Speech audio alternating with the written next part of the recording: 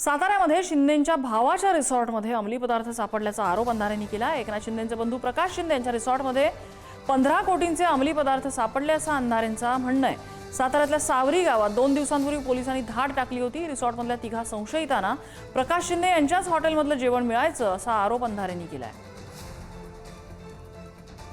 प्रकाश शिंदे हे माननीय मुख्यमंत्री उपमुख्यमंत्री एकनाथ शिंदे साहेब यांचे सख्खे भाऊ आहेत। ही वडिलोपार्जित सातबारा बघताना अजून एक गोष्ट स्पष्ट व्हावी की या शेडमध्ये 3 लोक राहत होते। आता ही 3 माणसं या शेडमध्ये कशी आली, आसामहून इकडे कशी आली, कुणी आणलं असेल बरं त्यांना इकडे? ह्या सगळ्यांची उत्तर शोधली पाहिजेत कोणीतरी। 45 किलो ड्रग्ज नुसतं तिथे सापडलं म्हणजे खूप सारे ड्रग्ज असेल, कुणी आणलं त्यांना?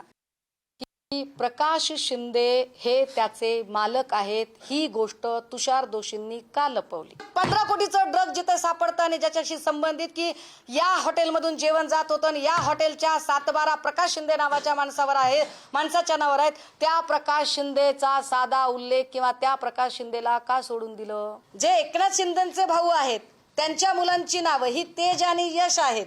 तेज यश हे हॉटेल तेज यशचा ब्रँड आहे। 1200 मीटरचा सिमेंट कॉन्क्रीटचा रस्ता बांधला कशासाठी?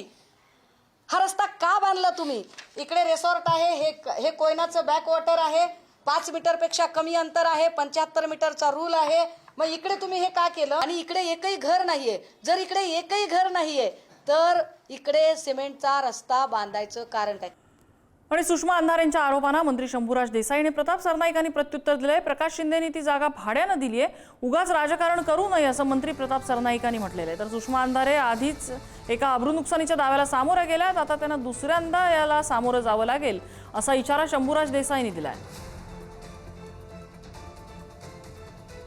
असं काही नाहीये, उगाच कुणीतरी विरोधात कुठल्या तरी छोट्याशा गोष्टीचं मोठं काहीतरी करण्याचा प्रयत्न करतायत। प्रकाश शिंदे हे त्या म्हणजे ठाणे महानगरपालिकेतील नगरसेवक आणि त्यांचं ते गाव बाजूला असल्या कारणाने त्यांची ती जागा त्यांनी घेतली होती, परंतु ज्या काही लॉजिंग बोर्डिंगची ती जागा आहे ती जी बांधली होती ती ऑलरेडी त्यांनी गेल्या अनेक वर्षापासून एकाला भाड्यानं दिलेली आहे। आता भाडे करू काय करतो ही प्रत्येक गोष्ट काही मालकाच्या लक्षात नसते, त्यामुळे उगाच काहीतरी शिंदे साहेबांचा भाऊ आहे आणि हे आहे म्हणून अशा पद्धतीने जर का बावडे कोणी उचलत असतील तर ते योग्य आहे।